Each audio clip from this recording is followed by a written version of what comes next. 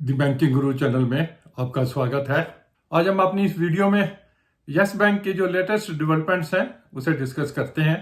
पहली न्यूज़ तो यह है कि श्री प्रशांत कुमार जी, उनको 6 महीने के लिए रिजर्व बैंक ऑफ इंडिया ने एक्सटेंशन दे दी है। दैट इंडिकेट्स कि बाय द टाइम जो जापानीज बैंक है उसका डायरेक्टर भी ऑन बोर्ड आ जाएगा और फर्दर डेवलपमेंट्स जो भी होंगी उसके हिसाब से न्यू सीईओ की नियुक्ति जो है की जाएगी। That is the first development. One way it is good also कि प्रशांत कुमार जी ने काफी इस बैंक को डेवलप किया, आउट ऑफ द वुड्स लेके आए। अब इससे आगे ले जाने के लिए we need one aggressive banker who can take Yes Bank to the new heights. The second development is Moody's has increase the rating of the Yes Bank. BA3 से बढ़ा के BA2 कर दिया है। उसका बेनिफिट क्या होता है, जो ये फंड्स जुटाते हैं इंटरनेशनल मार्केट से, वहां अगर अच्छी रेटिंग होगी तो एक बेटर रेट मिल जाता है। That's also a positive for the Yes Bank. And the third development relates to the recoveries. Yes Bank has given a declaration to the BSE that they have recovered 2 loans. One is a trust account. To our understanding, it is Reliance Infra's जो subsidiary है JR Tolls Private Limited, उसका 283 करोड़ का जो loan था, that has been fully paid.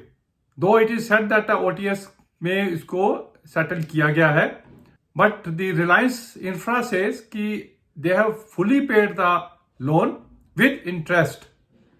हो सकता है कहीं OTS हुआ होगा, थोड़ा बहुत पेनल्टीज वगैरह को माफ करके उन्होंने इसकी फुल पेमेंट कर दी है यस बैंक को। अब इसकी अकाउंटिंग भी हम समझते हैं। एंड द दूसरा डेवलपमेंट जो है वो है कि एक NPA अकाउंट जो है, जो सेल कर चुके थे, उसकी जो सिक्योरिटी रिसीट्स थी 78 करोड़ की, उसकी इनको पेमेंट आ गई है। और दोनों केसेस में स्टॉक एक्सचेंजेस को यस बैंक ने ये डिक्लेयर किया है कि they have recovered more money in these 2 accounts than what was there in the books of accounts. After provisioning जो बचा हुआ इनकी बुक्स ऑफ अकाउंट्स में था, उससे ज्यादा रिकवर किया है। दैट क्लियरली मीन्स कि दोनों केसेस में इनको प्रॉफिट हुआ है, कि बुक्स ऑफ अकाउंट्स की वैल्यू से ज्यादा इन्होंने रिकवर किया है, तो सीधा प्रॉफिट होगा। कितना प्रॉफिट होगा ये बताना मुश्किल है, क्योंकि we don't know in 2 cases में यस बैंक की ने बुक्स ऑफ अकाउंट्स में इसकी क्या वैल्यू आई हुई है। But one thing is sure, they will get A substantial profit from these 2 transactions. अब होता क्या है, जब भी NPA अकाउंट होता है उसके ऊपर प्रोविजंस की जाती हैं। प्रोविजन कहां से की जाती हैं? अपना प्रॉफिट से की जाती हैं, और उसकी वैल्यू जो है बुक्स ऑफ अकाउंट्स में उसकी कम होती जाती है। मैनी ए टाइम जब चांसेस कम होते हैं रिकवरी के, तो अकाउंट को राइट ऑफ भी कर दिया जाता है। और जब उन अकाउंट्स में रिकवरीज आती हैं, जो वैल्यू बची होती है बुक्स ऑफ अकाउंट्स में, उससे अगर ज्यादा आती है, तो दैट प्रॉफिट अदर इनकम में शो किया जाता है।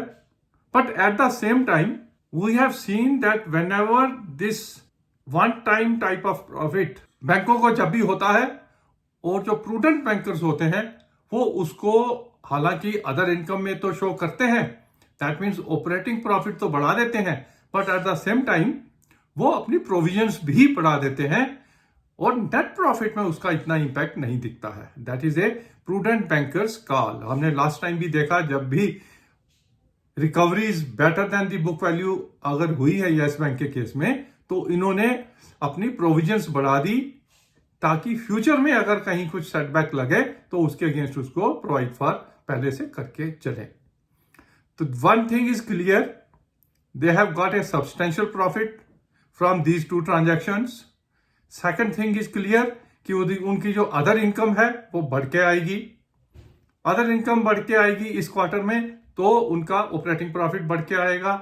और अगर उसको वो प्रोविजंस बढ़ा लेते हैं, तो नेट प्रॉफिट पे इतना इंपैक्ट इसका नहीं दिखेगा। बट डेफिनेटली बैलेंस शीट तो स्ट्रेंथन होती है। इन डेवलपमेंट्स के साथ we are expecting something more spectacular from Yes Bank, कोई बड़ी न्यूज आने वाली है, तो इसलिए यस बैंक के शेयर के साथ बने रहे। जो जिनके पास है 19-20 पे ये चल रहा है, अच्छा मोटा गेन अर्न करने के लिए समवेयर 30-35 तक जाने के लिए अभी हमें तकरीबन पॉजिटिव डेवलपमेंट्स जो अगले 1 साल में आने वाली हैं उसकी इंतजार करनी पड़ेगी। तो happy investing in yes bank. Thank you for watching this video.